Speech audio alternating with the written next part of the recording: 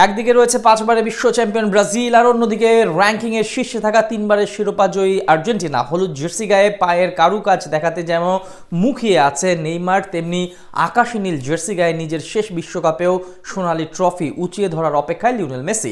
লাতিন আমেরিকার এই দুই পরাশক্তির মধ্যকার শক্তিমত্তার লড়াইটা এবার হবে পুরো হাড্ডাহাড্ডি। গোলকিপার থেকে শুরু করে আক্রমণ ভাগ সামর্থ্যের পাল্লায় কারা রয়েছে এগিয়ে, সেটাই জানবো প্রতিবেদনে। আর মাত্র কয়েক ঘন্টার অপেক্ষা, এরপরই যুক্তরাষ্ট্র, কানাডা ও মেক্সিকোর মাটিতে শুরু হবে ফুটবল বিশ্বের সবচেয়ে বড় উৎসব ফিফা বিশ্বকাপ। 4 বছরের অপেক্ষার অবসান ঘটিয়ে বিশ্বের সেরা 48টি দল মাঠে নামবে শ্রেষ্ঠত্বের লড়াইয়ে। তবে বিশ্বকাপ যতই বৈশ্বিক আসর হোক না কেন, শিরোপার আলোচনায় বরাবরের মতোই সামনে থাকে দুই লাতিন আমেরিকান পরাশক্তি আর্জেন্টিনা ও ব্রাজিল। এবারও বিশ্বকাপ শুরুর আগে সম্ভাব্য শিরোপা দাবিদারের তালিকায় রয়েছে তারা। তবে প্রশ্ন হলো, গোলরক্ষক থেকে আক্রমণ ভাগ শক্তিমত্তার বিচারে কোন দলটি রয়েছে এগিয়ে?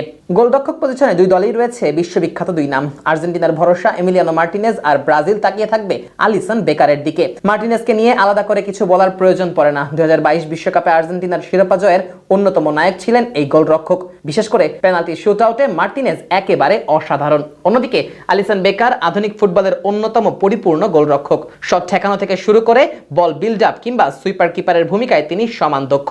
তবে ট্রাইবেকারে তার রেকর্ড খুব একটা ভালো না। সেই কারণে বিশ্বকাপের মতো নকআউট টুর্নামেন্টে গোলরক্ষকের হিসেবে আর্জেন্টিনা কিছুটা এগিয়েই থাকবে।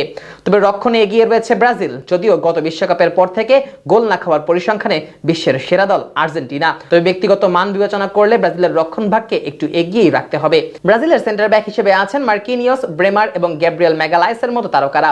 অন্যদিকে আর্জেন্টিনার রক্ষণ ভাগের সবচেয়ে বড় শক্তির জায়গা হলো এক্সপেরিয়েন্স। ক্রিস্টিয়ানো রোমেরো ও নিকোলাস ওতামেন্দি বহু বড় ম্যাচ একসঙ্গে খেলেছেন। এদিকে দুই দলের মধ্যে সবচেয়ে বড় পার্থক্য করে দিয়েছে মিডফিল্ডাররা। আর্জেন্টিনার মিডফিল্ডে রয়েছেন এনজো ফার্নান্দেজ, অ্যালেক্সিস ম্যাকঅ্যালিস্টার এবং রদ্রিগো দিপল। অন্যদিকে ব্রাজিলের মাঝমাঠে ব্রুনো গিমারেস, ক্যাসেমিরো এবং লুকাস পাকেতার মতো প্রতিভাবান ফুটবলার থাকলেও ধারাবাহিকভাবে ম্যাচের নিয়ন্ত্রণ আনতে তারা আর্জেন্টিনার সমকক্ষ না।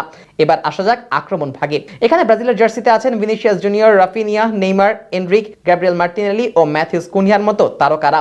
তারুণ্যের পাশাপাশি অভিজ্ঞতার ছোঁয়ায় ব্রাজিলের আক্রমণ ভাগ বেশ সমৃদ্ধই বলা চলে। ভিনিসিয়াস বর্তমান বিশ্বের অন্যতম সেরা উইঙ্গার। রাফিনিয়া তো ক্লাব জার্সিতে দেখিয়েছেন তিনি কি করতে পারেন। আর নেইমার ফিট থাকলে পুরো দলের আক্রমণ ভাগে শক্তি ফিরে আসবে। অন্যদিকে আর্জেন্টিনার আক্রমণ ভাগের কেন্দ্রবিন্দু লিওনেল মেসি। গোল করার পাশাপাশি ম্যাচ গোছানোর কাজটা করবেন LM10। এছাড়া হুলিয়ান আলভারেজ বেশ ভার্সেটাইল এবং big game player. Lautaro Martinez বক্সের ভেতরে সময়ের অন্যতম সেরা ফিনিশার। তবে সমস্যা হলো আর্জেন্টিনা এখনো অনেকটাই মেসি নির্ভর। মেসি ছন্দে না থাকলে কিংবা চোটে পড়লে তার প্রভাবটা গিয়ে পড়বে পুরো দলেই। ফলে আপাত দৃষ্টিতে কাগজে কলমে আক্রমণ ভাগে ব্রাজিলকেই এগিয়ে রাখতে হবে। শিরোপা কার হাতে উঠবে সেটা এখনই বলা কঠিন। তবে একটা বিষয় নিশ্চিত, আর্জেন্টিনা ও ব্রাজিল যদি নিজেদের সেরাটা খেলতে পারে, তাহলে এবারের বিশ্বকাপের গল্পে বড় অংশ জুড়ে থাকবে এই দুই চিরপ্রতিদ্বন্দ্বীর নাম।